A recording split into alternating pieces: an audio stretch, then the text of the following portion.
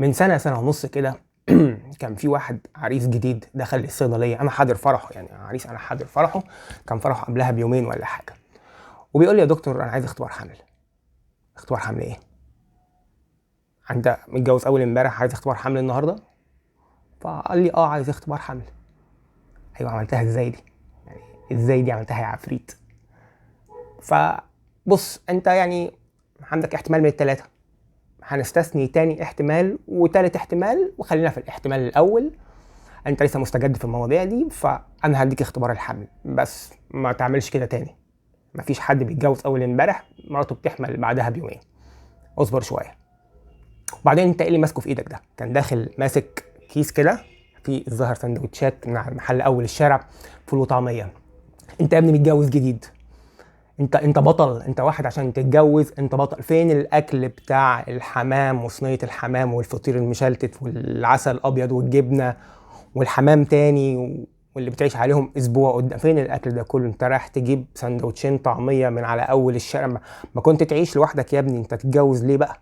انت بطل، انت عشان تتجوز ده انت انجاز في حياتك.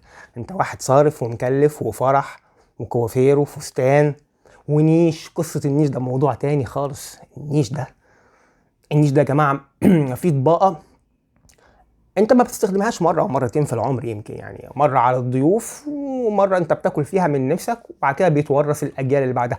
انا بفتح الدولاب بتاع امي او بفتح النيش بتاع امي، مش النيش، انا كنت داخل المطبخ ومن المطبقية بسحب طبق عشان اكل فيه ساندوتش، طبق عادي من المطبخ. قالت لي حاسب. بقول لها في ايه يا ماما؟ في ايه؟ قالت لي الطبق ده بتاع تيتا الله يرحمها. ايه يا ماما؟ الطبق ده بتاع تيتا الله يرحمها، يعني خلاص يعني نكسره بقى، يعني كفايه ده عاش كتير. قالت لي لا، مش تيتك انت، دي تيتة مامتي. ايه يا ماما؟ الطبق ده من ايام. قالت لي ده ممضي عليه من ايه، من تشيكلوفاسيا، في تشيكلوفاسيا. قالت لي اهو الطبق يا جماعه، انا جايبه عشان بس مكتوب عليه بافاريا، مش عارف ده ماركه طفايات حريق ولا ايه. المهم ان النيش ده يا جماعه، يعني انت بتجهز حاجه ملهاش اي عازه ومجهز نيش، ولسه كمان بقى بعد الجواز بقى، وهتخش كمان في قصه حمل ومش حمل وكل ما تشوفك تقولك انا مش طايقه ريحتك. انا قعدت بعد الجواز 9 شهور نايم على الكنبه، اخرج من الحمام تقولي يا ستي ايه ده؟ انا طالع من انا مستحمي ميه نظيفه على فكره. يعني ايه؟ انا مستحمي ميه نظيفه، يعني لسه مستحمي، تقولي مش طايقه ريحتك. فانت لسه يعني عديت بمرحله عظيمه وداخل على مرحله اعظم، فانت بطل. فمش بعد كل ده هتفطرك فول وطعميه تنزل انت تشتريهم من اول الشارع. وبعدين سيبك من ده كله، خلينا في قصه الفول والطعميه، او الطعميه والبتنجان المقلين اللي انت بتفطر بيهم على الصبح، بتبدا بيهم يومك ده. انت عارف دول ممكن يعملوا لك ايه؟ مبدئيا كده، دول السبب الرئيسي لمعاناه 90% من الشعب المصري من القولون العصبي. قولون يعني مغص وانتفاخات واريافه ومش طايق نفسك وبطنك هتطرشق من قدام ومش عارف ايه. انتوا عارفين ليه الفول والطعميه بيتعبوا القولون؟ بص، مبدئيا كده انا عندي ليكوا خبرين، واحد حلو واحد مش حلو قوي. اول خبر، نبدا بالحلو. لا، نبدا باللي مش حلو. القولون العصبي دي متلازمه بتعيش معاك طول العمر، ملهاش علاج نهائي.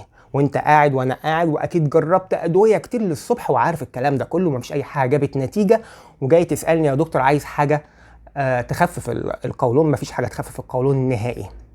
طيب، الخبر الثاني، انك ممكن بتظبيط الاكل تتغلب على مغص والام وانتفاخات القولون طول العمر. يعني هو ملهوش علاج نهائي، ولكن مع شويه تظبيط من الاكل بتاعك نقدر نتغلب على الموضوع ده بمنتهى البساطه. القولون ده بس عشان تبقى عارف ونبقى عارفين احنا بنتعامل معاه ازاي وازاي نقدر نسيطر عليه. القولون ده اللي ما يعرفش، ده اللي هو المصران الغليظ، او هو مصران الغليظ. انت عندك جهازك الهضمي بيبدا من اول الفم، المريء، المعده دي اللي جنب القلب. وكان عندي اقتراح قبل كده نلغي القلب نوسع المعده، بما ان الطرق او اكثر الطرق الى قلب الرجل هو معدته، فنوسع المعده عشان نعرف نرتاح شويه في الدنيا. ما علينا، المعده وبعدها الاثنى عشر، الاكل بيخرج من المعده على الاثنى عشر، ومن بعدها بيبدا ينزل على الامعاء الدقيقه، اللي هي الامعاء الدقيقه دي اللي ما يعرفهاش هي الممبار عند البهايم لو مؤاخذه. الممبار اللي انت بتاكله بتحش رز وبتاكله، وبعد كده بينزل على الامعاء الغليظه. الامعاء الغليظه دي ماشي هي اللي بنسميها القولون. طب ليه سميناها القولون العصبي؟ اقول لك انا ليه سميناها القولون العصبي. القولون العصبي ده بيبقى موجود فيه نهايات عصبيه. اوعى تفتكر ان القولون العصبي احنا مسمينه العصبي عشان خاطر انت بتتعصب فالقولون بيشقلطك، لا الكلام ده مش كده خالص. القولون العصبي اسمه القولون العصبي لان السبب في تهيجه النهايات العصبيه اللي موجوده جوه جدار القولون العصبي. في نهايات عصبيه صغيره دي المسؤوله عن انها تنقل الاشارات من والى القولون.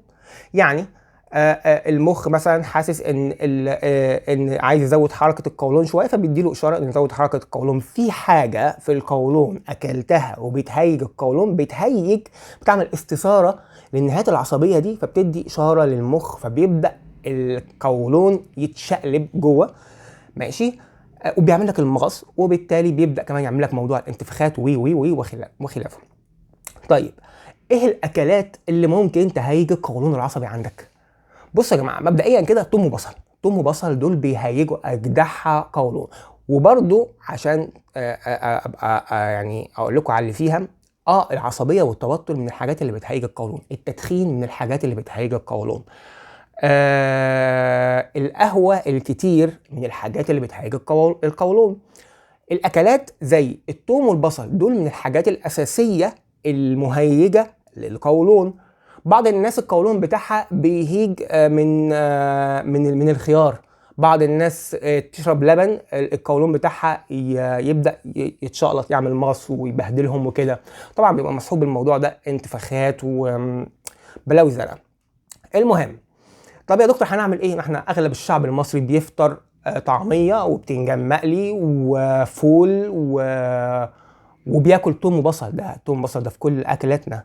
بصوا، اكل ربنا كتير ماشي، مش معقول كل يوم هنفطر طعميه وبتنجان مقلي، ومش معقول كل يوم لازم نعمل التقليه ولازم نديها البصلايه والتومه عشان خاطر الاكل يحلو.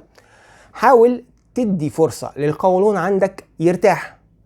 الادويه اللي احنا بناخدها دي كلها لو بصيت على اصلها هتلاقي تقريبا اغلبها نفس الماده الفعاله ونفس التركيبه باختلاف الشركات. يعني انت بيضحك عليك او مش بيضحك عليك، هو كل شركه منزله نفس التركيبه بالاسم بتاعها، فانت هتغير من نوع لنوع مش هتلاقي تحسن. التحسن الوحيد اللي ممكن تحس بيه لو انت ظبطت الاكل. طيب هنظبط الاكل ازاي؟ اولا تجنب انك تفطر حاجه مقليه على الصبح، لان المقليات دي من الحاجات اللي بتتعب المعده وبتعمل حموضه وبتحسسك باريافه جامده قوي، ولما بتوصل للقولون بتبدا تحس بمغص وانتفاخات القولون الجامده قوي. كمان ده ان الطعميه في الفول، والفول دي من البقوليات، والبقوليات دي من الحاجات اللي بتهيج القولون. طب يا دكتور ما احنا الشعب المصري كله بياكل فول.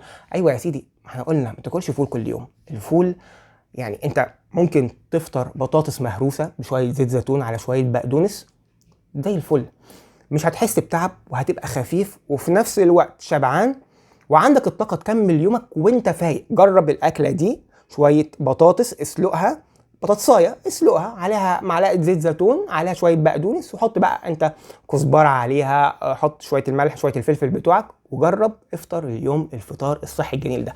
افطر يا سيدي بيض، افطر زبادي، عسل ابيض، جبنه قريش. جبنه قريش يا جماعه انا بعملها شخصيا بالطريقه ان انا بجيب قالب الجبنه وبقطع عليها طماطمايه وفلفلايه وشويه زيت زيتون، وممكن نحط عليها حلقات زيتون، قطعهم وقلبهم في بعض كويس قوي، وحط عليهم شويه الملح بتوعك. لو اكلتها على كده من غير عيش هي وجبه مشبعه جدا ومغذيه جدا، وهتحس نفسك فراشه طايره، لا قولون تعبان ولا انتفاخات ولا حموضه ولا اي تعب من التعب ده.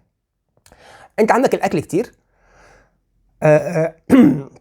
نوع في الاكل وادي فرصه للمعده ترتاح، القولون بتاعك يرتاح. مش كل يوم هناكل او هنفطر طعميه مقليه وبتنجان مقلي، ومش كل يوم هناكل الظهريه هنتغدى بالبصله والتقليه والتومه. غير ونوع وادي فرصه الجهاز الهضمي بتاعك يرتاح. جرب اللي انا قلت لك عليه ده وقول لي على اكلات، اكتبها لي تحت في التعليقات تحت، قول لي على اكلات ممكن تعملها صحيه وخفيفه ما تتعبكش، تبقى خفيف وتعرف تبدا يومك كويس وتعرف تكمل يومك كويس. وده الفيديو اللي انا وعدتكم بيه عن القولون العصبي. ولو عندك اي استفسار او اي حاجه انا نسيت اقولها سيبها لي في التعليقات تحت وان شاء الله هجاوبك عليها.